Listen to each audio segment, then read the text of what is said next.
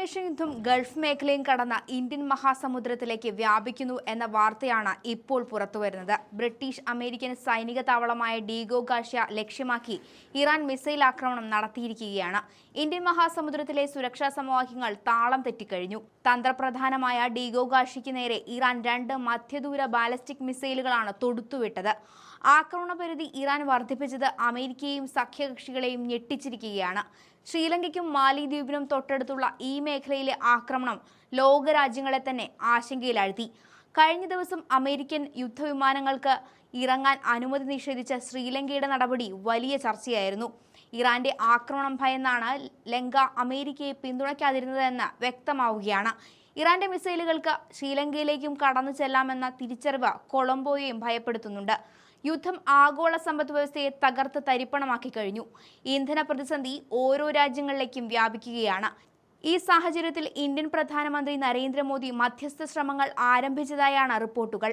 Saudi Arabia, UAE തുടങ്ങിയ Gulf രാജ്യങ്ങളിലെ ഭരണാധികാരികളുമായി മോദി കഴിഞ്ഞ ദിവസം സംസാരിച്ചിരുന്നു.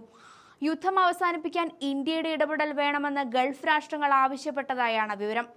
അമേരിക്കയുടെ ചെറുത്തുനിൽപ്പ് ഗൾഫ് മേഖലയെ സംരക്ഷിക്കില്ലെന്ന് ഈ ചർച്ചകളിൽ നിന്ന് വ്യക്തമാകുന്നുണ്ട്. ഗൾഫ് രാജ്യങ്ങളിലെ എണ്ണപ്പാടങ്ങൾക്ക് നേരെ ഇറാൻ ആക്രമണം ശക്തമാക്കിയത് ദശലക്ഷക്കണക്കിന് ഇന്ത്യൻ പ്രവാസികളെ ബാധിച്ചു കഴിഞ്ഞു. സൗദിയിലും UAE-യിലും ജോലി ചെയ്യുന്ന ലക്ഷക്കണക്കിന് മലയാളികൾ ഉൾപ്പെടെയുള്ളവരുടെ സുരക്ഷയിൽ കേന്ദ്ര സർക്കാരിനും ആശങ്കയാണ്. ഹോർമുസ് കടലെടുക്ക് വഴിയുള്ള ചരക്ക് നീക്കം പൂർണ്ണമായി നിലച്ചതോടെ ക്രൂഡ് ഓയിൽ വില കുതിച്ചുയരുന്നുണ്ട്. വരും ദിവസങ്ങളിൽ $175 വരെ ഉയർന്നേക്കാമെന്നാണ് ആഗോള ഏജൻസികൾ മുന്നറിയിപ്പ് നൽകുന്നത്. ഇത് ഇന്ത്യ ഉൾപ്പെടെയുള്ള രാജ്യങ്ങളിൽ വലിയ വിലക്കയറ്റത്തിന് കാരണമാകും. ആഗോള വിപണിയിലെ ഈ അസ്ഥിരത ഇന്ത്യൻ വിപണിയെയും ബാധിക്കും. പശ്ചിമേഷ്യൻ യുദ്ധം നീണ്ടുപോയാൽ ലോകത്ത് സാമ്പത്തിക മാന്ദ്യമുണ്ടാകുമെന്നാണ് സാമ്പത്തിക വിദഗ്ധർ വ്യക്തമാക്കുന്നത്. ഇത്രയും സംഘർഷങ്ങൾക്കിടയിലും ഇന്ത്യ-ഇറാൻ നയതന്ത്ര ബന്ധം സൗഹാർദ്ദപൂർണമായതിനാലാണ് ഇന്ത്യൻ കപ്പലുകൾ ഹോർമുസ് കടന്നെത്തിയത്.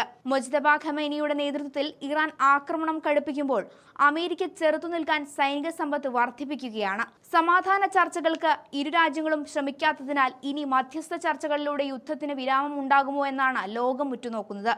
ട്രംപിന്റെ കടുത്ത നിലപാടുകളാണ് ഇറാനെ പലയാവർത്തി പ്രകോപിപ്പിച്ചത്. ഇറാന്റെ തിരിച്ചടികളെ പ്രതിരോധിക്കാൻ ഗൾഫ് മേഖല സജ്ജമാണെങ്കിലും സമാധാനമാണ് എല്ലാ രാജ്യങ്ങളും ഒരുപോലെ ആഗ്രഹിക്കുന്നത്. ഇന്ത്യയെയും എണ്ണ വിപണിയിലെ പ്രതിസന്ധി രൂക്ഷമായി ബാധിക്കുന്നുണ്ട്. അതിനാൽ ഇന്ത്യയുടെ നീക്കങ്ങളും പശ്ചിമേഷ്യൻ യുദ്ധത്തിൽ നിർണായക ചർച്ചയാവുകയാണ്.